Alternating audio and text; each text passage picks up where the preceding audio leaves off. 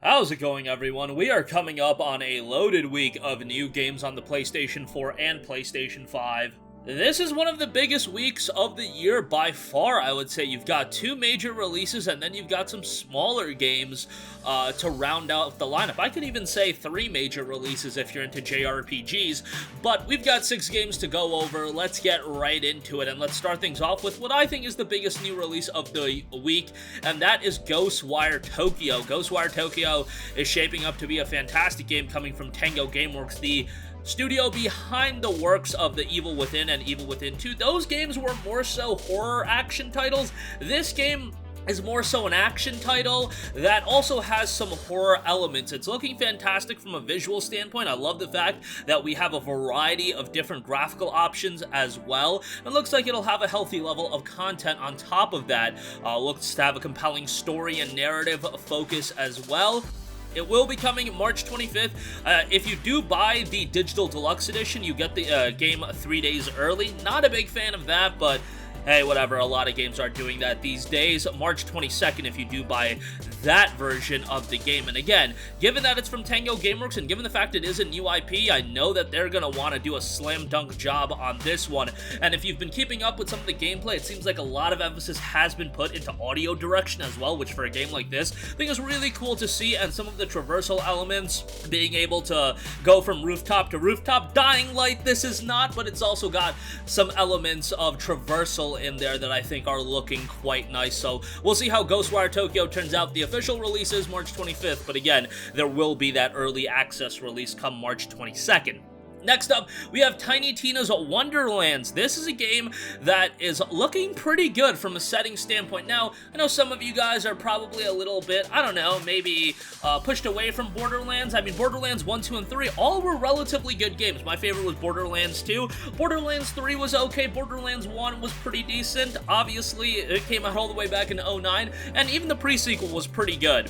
I just think a lot of people have had their fix with Borderlands. However, Tiny Tina's Wonderlands is putting a new coat of paint on it, which I think is something that's much needed, while also retaining the essence of Borderlands. The game notes embark on an epic adventure full of whimsy, wonder, and high-powered weaponry. Roll your own multi-class hero, then shoot, loot, slash, and cast on a quest to stop the Dragon Lord. Guns, spells, and more. Blast baddies with powerful guns and devastating spells in frantic first-person battles. Use your firepower to vanquish legions of enemies, including smack-talking skeletons, land-roaming sharks, and colossal bosses. Then delve deeper into dangerous dungeons for a shot at epic loot. Party up to defeat evil. Joining you at the table are headstrong Captain Valentine and rule-obsessed Robot Fred. During your quest to defeat the Dragon Lord, you'll meet a cast of lovable misfits like a loot-wielding barbarian and your own fairy Punchfather.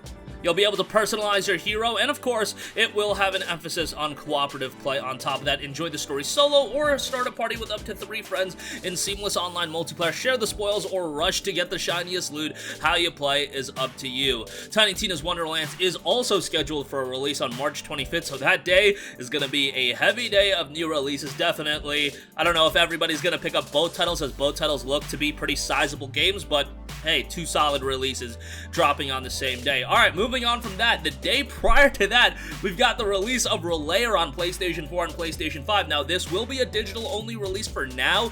It will be coming to a physical release in May, I believe May 20th.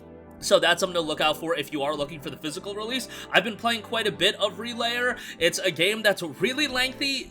It's a lot, you have to think of a lot of things when picking this game up. It is a lot of dialogue, it's a lot of reading, and it's a lot of visual novel aspects into the game. Yes, there's a strategy mech RPG in there, and that gameplay is very good. If you're a tactical RPG fan, you'll feel right at home, but also expect to be very much entrenched into a narrative that is pretty good. You've got a deep roster of characters in the game as well.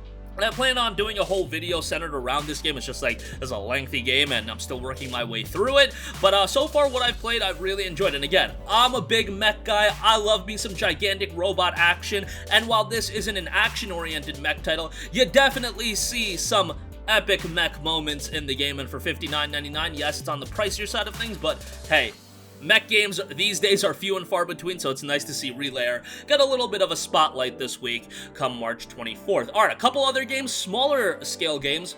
I want to give a shout to the Ascent, coming from Neon Giant and Curve Games. Now, the Ascent is a game that dropped on Xbox One, Xbox Series, and PC. It was actually an Xbox Game Pass title. I played quite a bit of it. Top-down shooter, some RPG elements, cyberpunk setting. It's an interesting game that isn't perfect, but definitely has a compelling world, and the story's interesting. The Ascent is a solo and co-op action and shooter RPG set in a cyberpunk world. The mega corporation that owns you and everyone, the Ascent Group, has just collapsed. Can you survive without it? Quite a bit of customizability in the game, and visually, the game looks pretty solid, all things considered, being that it is a smaller release. It's a $30 budget title, and again, if you do have a buddy to play the game with, a couple friends, you can go up to 3 friends in local or online co-op, so that's nice.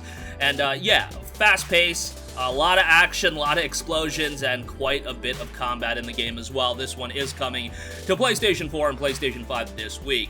Next up, we have Tunche, which saw a PC release back in November of last year. Tunche is noted to be a charming hand-drawn action game with roguelike elements. Team up with your friends or play solo. Choose from 5 unique characters and restore peace in the Amazon rainforest. Right away, this is a game that has a fantastic art style. I've said it before when talking about the game, but really reminds me of something like a old-school cartoon that I would watch growing up, maybe like a Foster's Home. There's been a couple games that I've compared to Foster's Home for imaginary friends, but Tunche is another one of them that I think looks quite good. It just has a very nice cartoony aesthetic that is something that's right up my alley. It looks like a lot of detail was put into the characters themselves, and you have pretty interesting looks on all of them. And again, while it's not a technical masterclass by any stretch of the imagination, a lot of attention to detail put into the various environments as well, so that's cool to see. Game got a very positive reception on Steam, 79 user reviews, 82% of those reviews were positive, so we'll see how it makes the transition to PlayStation 4 and 5 this week. And lastly, a more low-key title coming from Annapurna Interactive. They've been publishing some good stuff, but we have a Memoir Blue. A song from years ago triggers a flood of memories for champion swimmer Miriam embark on an evocative journey through her turbulent childhood and the complicated relationship she shared with her devoted mother. This does seem to be more of a immersive narrative-driven game, so we'll see how it turns out.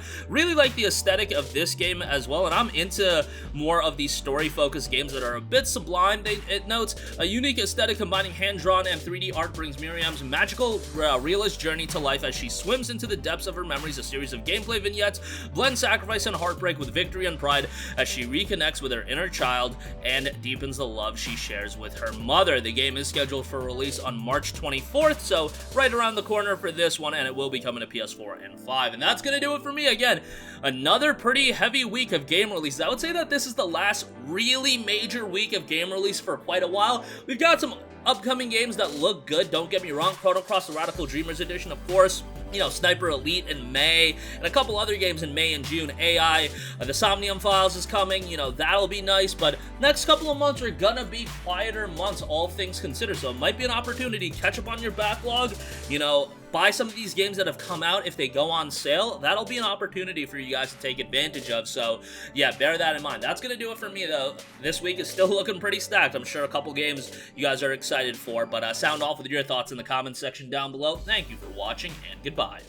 Hey guys, we hope you enjoyed the video, and if you did, make sure to hit the subscribe button, and if you're already subscribed, do us a favor and hit the bell icon. This way you'll be notified whenever we post a new video. That's the best way to keep up with all of our uploads, and we usually try to upload 2 videos a day. And with the bell icon hit, you'll be notified whenever we do upload a video. As always, thanks for watching.